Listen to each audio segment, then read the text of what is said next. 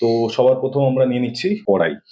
তো আমি এখানে কাতলা মাছ নিয়ে নিচ্ছি, সর্ষের তেল। তো আমরা 3টে বড় সাইজের পেঁয়াজ সেটাকে বেটে ভালো করে পেস্ট বানিয়ে নিয়েছি।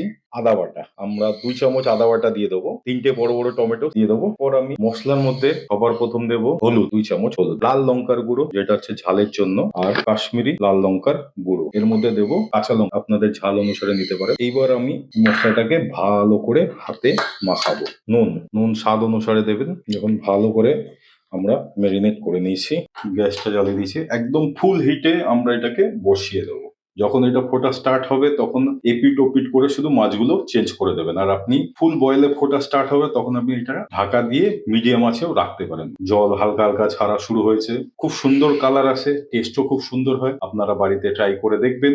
এখন আমার মাছ কিন্তু ফোটা স্টার্ট হয়ে গেছে, কড়াইটা ঢেকে দিচ্ছি। খুব সুন্দর ফোটা এবং কালার আসা শুরু করেছে মাছটাতে, আপনারা দেখতেই পারেন। আমি মাছগুলো উল্টে দিলাম, কি সুন্দর কালার চলে আসছে আপনারা দেখতেই পাচ্ছেন। আবার একটুখানি ঢাকা দিয়ে দেবো। কমপ্লিট হয়ে গেছে। তো এখানে আমি বেশ পরিমাণে ধনেপাতা দিয়ে দেবো উপর।